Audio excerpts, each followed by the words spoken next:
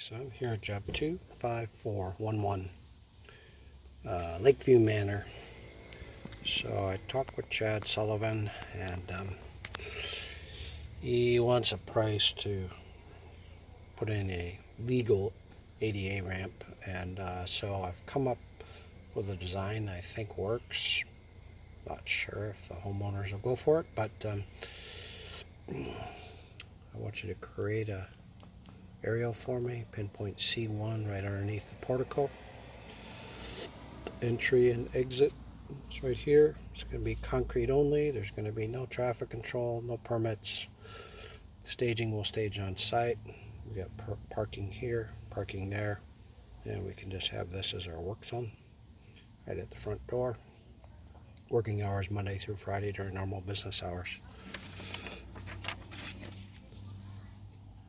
Yeah, let me show you the lay of the land. Okay, so they've been using this portable ramp, and now they have two people in wheelchairs on a daily basis. So they want to make this a little more ADA safe. So Mark and I talked about this, and I'm just going to propose my solution. Whether they go for it or not, I'm not sure, but I believe it'll be ADA compliant. So from that inside corner of that wall to that inside corner of that wall is 7 feet. From the wall there down to the top of the curb, it's 6 feet.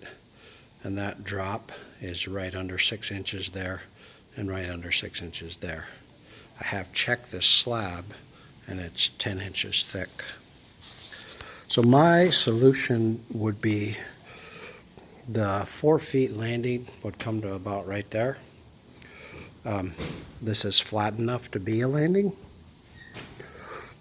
but we have to tear this out, and I'll give you my solution here. I would remove this whole area in here, and I would remove out to my wheel down to that corner. Take this section of the drive lane out. I would take this section out. I would saw cut from the pillar straight across. And then we would have our landing. And from here we would start. We have 6 inches of fall. So 6 feet is going to put us right about there. Then we can have a flat landing of 4 feet, and we can put our truncated dome right there. And we will have a curb ramp running, which will be on this new outside edge. And we'll have a curb ramp up against that pillar and the back side of this landing pad. So we have a curb ramp that goes up and ends, to be in a straight line from there, and it'll end right there. So we're going to have a nice flat spot. They can come down the ramp. They'll have their turn radius with their truncated dome, and people can just pull up. They can wheel up right here. And so this concrete now will be out this far. I suppose they can add concrete there, but that's here nor there. I guess that would be an extra if that's something they want to do. So that's my idea. Seems to me to be 100% legal. So we'll take this out.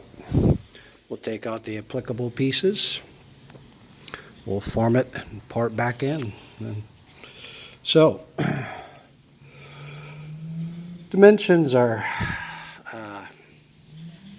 I'll give you the dimensions. So we're going to remove the drive lane, 18 feet by 2.5 feet.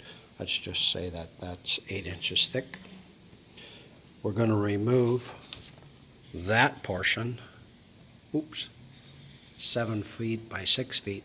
I know that's 10 inches thick. Take it out. We're going to remove 82 inches by 31 inches because it's 31 inches from the bottom of that pillar to that edge. So we're going to take that section out. Let's just figure that's 10 inches thick. And then we're going to remove 3 feet by 3 feet. Check that.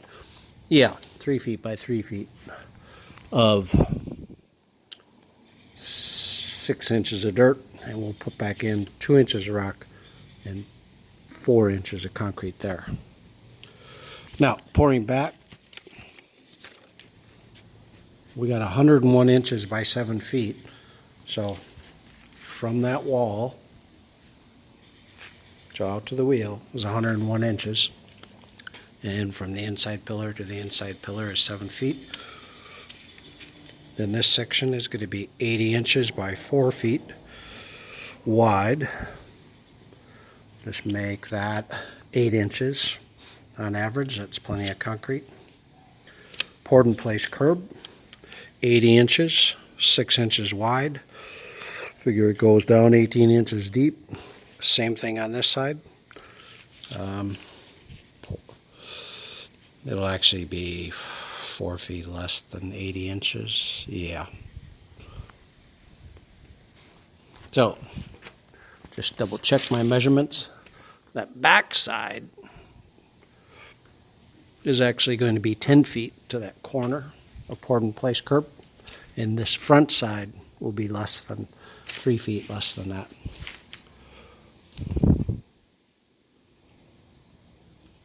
Check that, 4 feet less than that.